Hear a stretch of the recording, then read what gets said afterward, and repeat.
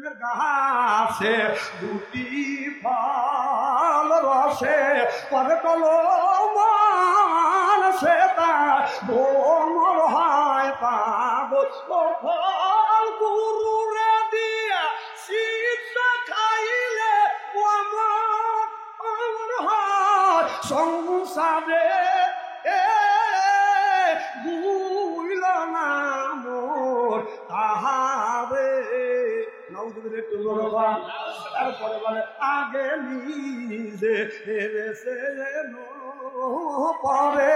গুরুরে মান দেহ পাশ নইলে রে তুই যাবি রে মারা করবি রেবি সমুখে বুইল না মোর তাহার ভিতর আছে পাখি ঢুকলো কিভাবে ওই যে খাঁচার ভিতর আছে না পাখি ঢুকলো কিভাবে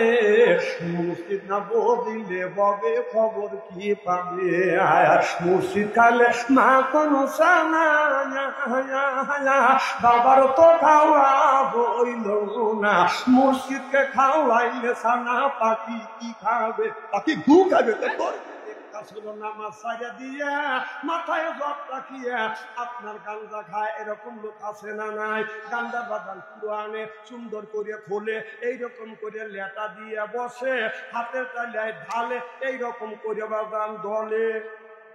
কথা কয় না রে কলকির মধ্যে বাদান ভরে এরপরে কলকি দেয় আগুন ধরা কলকি এরকম করে হাতে নিয়ে এইরকম করে আর কয় দয়াল লক্ষ্য রাখিস আমি হলে অজ্ঞান হব এরকম বারবার আছে না নাই জলপান আছে না নাই নামাজ নাই রোজা নাই এরপরে বান্দারি প্রেমের গাছে দুটি ফল রসে পরে কলমান সে তার ভ্রমর হয় পাগল ফল গুরুরে দিয়া শিক্ষা খাইলে সংসারে বুইল না মোর তাহারে তারপরে বলে আগে নিজে পরে গুরুরে মান দেহ পাশ নইলে রে তুই যাবি রে মারা করবি রেবি সমুখে বুইল না মোর তাহারে আগে নিজের এসেনো পরে গুরুরে মানো অর্থাৎ এরপরে নিজের এসে গুরু মানা লাগবে এরপরে বলতেছে আপনার নিজের বউ দিয়া পীর সাহেবের গালা তত নয় এর সাইডে বন্ডামি আল্লাহর জমিনে হয় না চিল্লা কম ঠিক কিনে বদমাশি বাদ দাও আগে নিজের এসেনো নিজে খায়া গুরুরে খাওয়াই আর মানে কি নিজের বউ ওর কাছে দাও হ্যাঁ ওর কাছে দাও পায়ে হারাম করবে বদমাশি বাদ দাও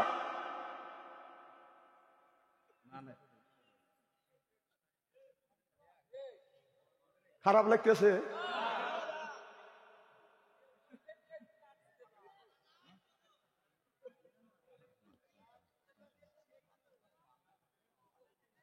যারা গায়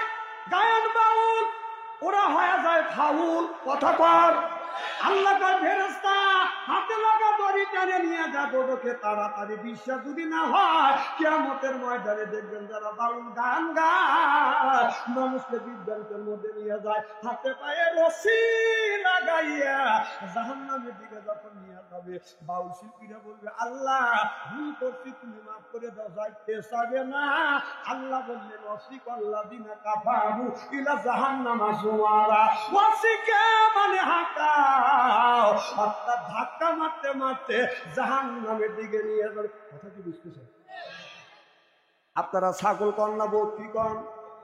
এই বকরি এমন একটা জাতি এমন একটা প্রাণী ডানে যেতে বলে বামে যায় বামে যেতে বলে ডানে যায় কাটাকুটো করে হাঁটাহুটো করে সামনে যদি দেখে পানি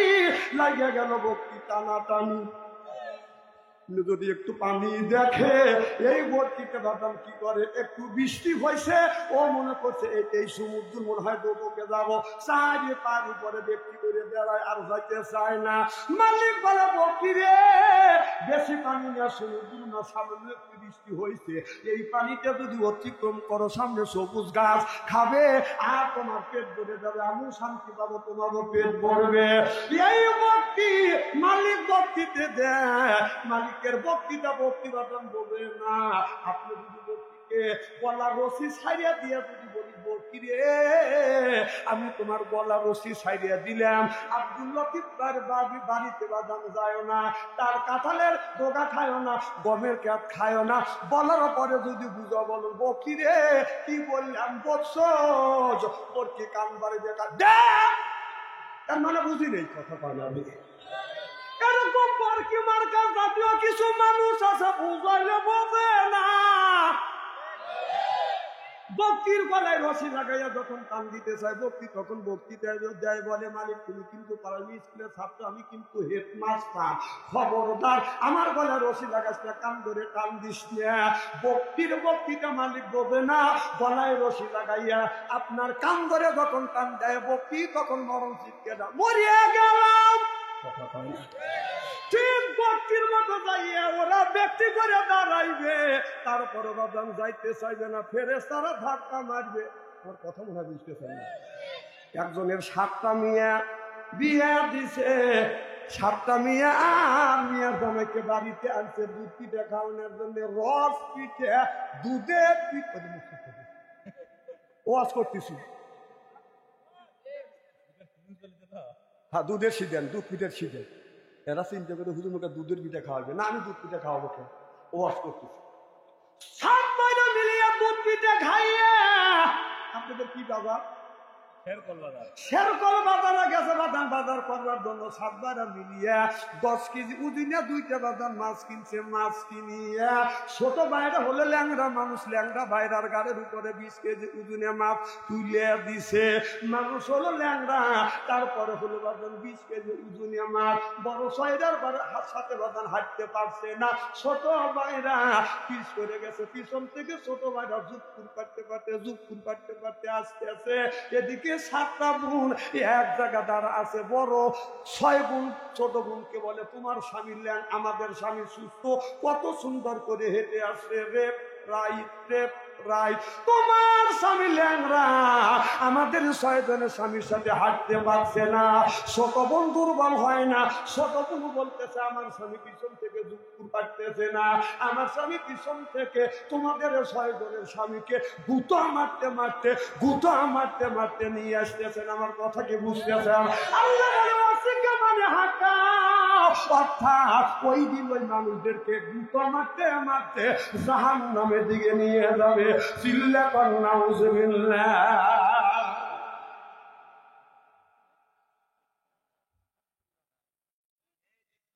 এদিক তাকান না, সিয়েরা কি একবারই খারাপ নাকি?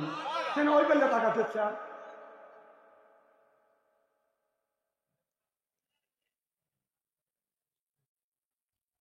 আমার ভাইরা, মুসলমান ভাইরা, আল্লাহর হাবিবের উম্মতেরা ভালো করে লক্ষ্য করে শুনুন। আল্লাহ বললেন নামাজ যেমন আল্লাহ ফরজ করে দিয়েছে, রমজান মাসে রোজা রাখা কি আরো জোরে।